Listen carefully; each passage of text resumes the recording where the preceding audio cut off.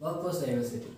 So in this topic, we are going to see about what is diversity in workforce, what are the different kinds of diversity in workforce, and the importance of diversity in the workplace.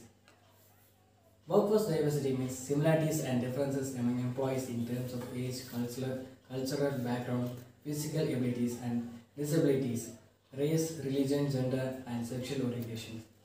Diversity in the workplace is all about creating an inclusive environment, accepting of every individual differences, enabling all employees to achieve their full potential, and as a result, allowing a business to reach its full potential. If you value each person's differences, then you are allowing each person to contribute their unique experiences, which can have an extremely positive impact on work, other employees' motivation, productivity, and customer experience. Now, 4 types of diversity. There are a lot of factors that play into diversity.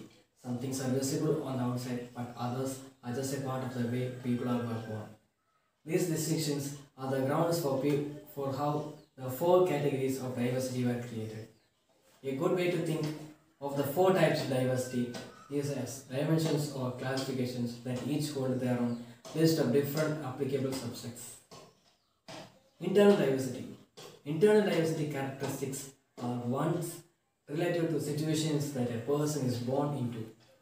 They are things that a person didn't choose for themselves and are impossible for anyone to change.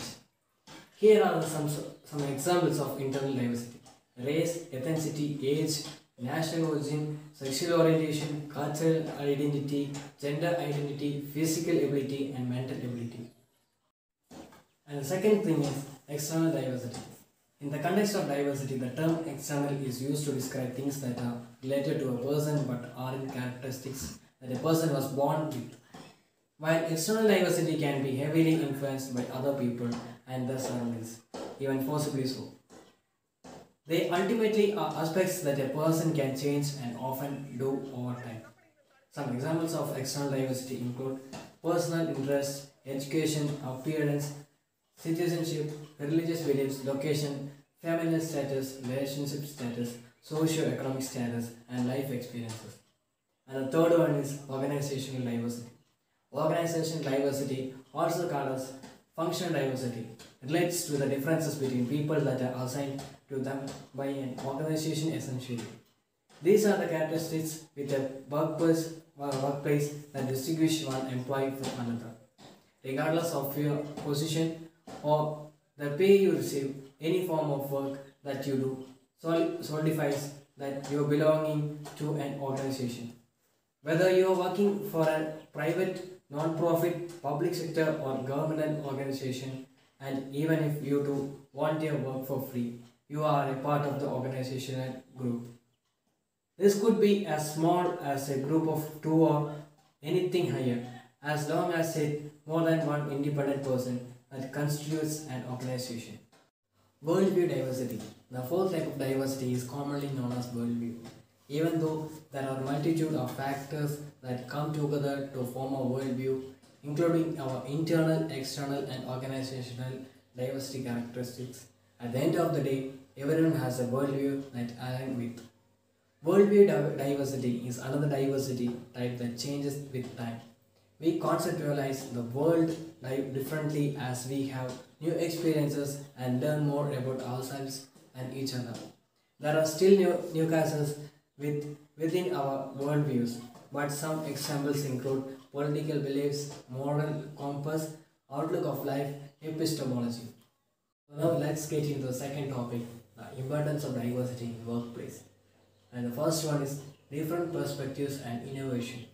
As employees will have different backgrounds and characteristics, it also means that their skills, experience and abilities are likely to be different as well, which can mean you have a very well-rounded team. This is also great from a learning perspective, as they will have access to those different perspectives and so will enable them to widen the experience and learning. This also means that your employees are more likely to come together and combine to come up with more innovative and creative ideas because your teams won't be homogeneous. And the second one is problem solving and decision making.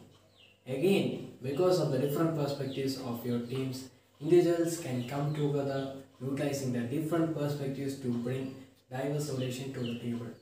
This means decisions can be made quicker, making for an extremely competitive business in today's marketplace.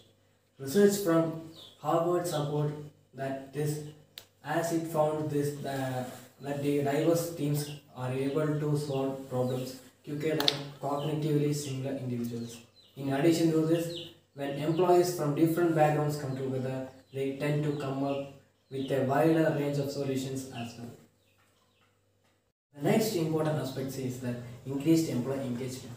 Research has shown that employee engagement is heightened through diversity and inclusion. Of course, this is only one element of employee engagement, but it seems it's an important one. And it's a no-brainer because when employees feel more included, they are automatically more engaged. And the fourth one is increased employee retention. If you are operating in a diverse workforce, it means you are open to different perspectives and characteristics. And when employees feel accepted and valued, they are less likely to stay if another opportunity were to arise, and less likely to hunt for new opportunities because they are unhappy. As a consequence, your employees will be more motivated, will respect you and the business, and far more likely to stay. Therefore, your employees' turnover rate will be far less than that of a non-inclusive nature. In addition, as we all know, recruitment is extremely expensive and time-consuming, and so if you can hold no two valuable employees, you can potentially be in a far stronger position than your competitors. And the next important aspect is better reputation. Your reputation will have a direct impact on your sales and your recruitment, and those companies dedicated to creating and building diversity are viewed in a far more positive way by investors, potential employees and potential customers.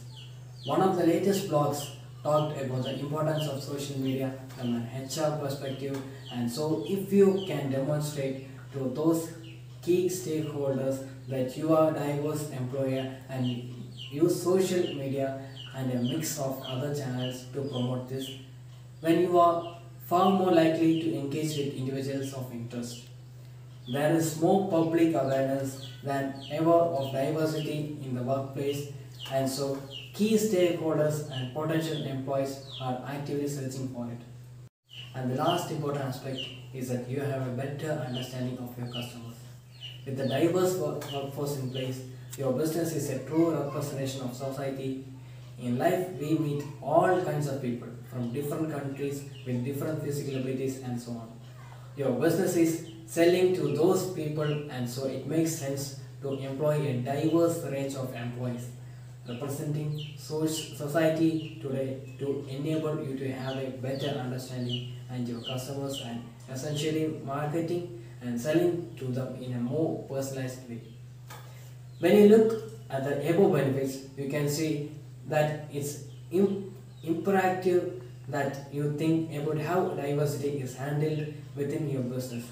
All of the aforementioned will have a considerable impact on your profits, and so it makes sense to include this as part of your profits, and so it makes sense to include this as part of your HR and people strategy.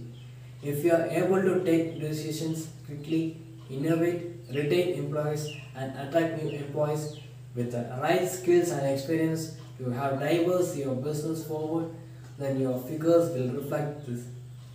It can take your business results and company culture to a whole new level, and people will aspire to be a part as such an entity.